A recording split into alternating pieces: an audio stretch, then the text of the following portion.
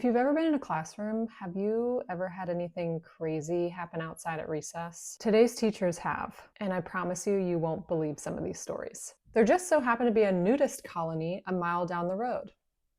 Was not expecting this story. We had our first graders outside for recess. We saw a group of kids gathering by the fence facing the highway. Another teacher and I went over there and were flabbergasted.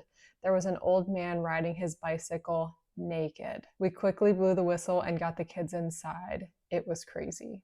I think saying it was crazy is a little bit of an understatement. A kindergarten girl dug a hole behind a tree and pooped in it. Short, sweet, to the point. High school, summer school. When I was teaching summer school back in the early 2000s, the kids would have a 10-minute break every hour and 15 minutes. It was only from 8 to 12, so there were 2 of them. One of the kids drove every day, so he had his own car. During the break, he let one of the other students who didn't drive or have a driver's license have the keys to his car and let her drive his car in the parking lot. No, she didn't know how to drive and drove all over, and I'm just thankful she didn't hit anything or anybody.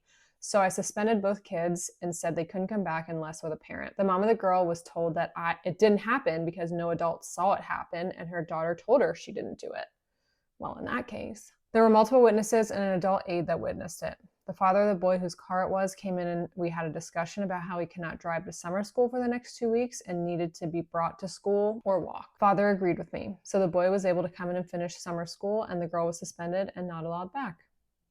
There you go. I had a 5th grade student who ignored all playground rules. He would swing sideways and crash into other kids on the swings. So after multiple verbal warnings, I removed him from the swings. He likewise showed disregard for his safety or that of his classmates on the monkey bars and on the tall slide. I then removed him from those activities and had him come and stand next to me for the remainder of recess. I turned for a minute to answer the question of a colleague, only to turn back to see him standing on top of the chin-up bar. Before I could speak to him, he was on the ground. He ended up with a concussion, diagnosed at the local ER a couple of hours later. Not one of the 4 emergency contact numbers reached anyone to come and get him.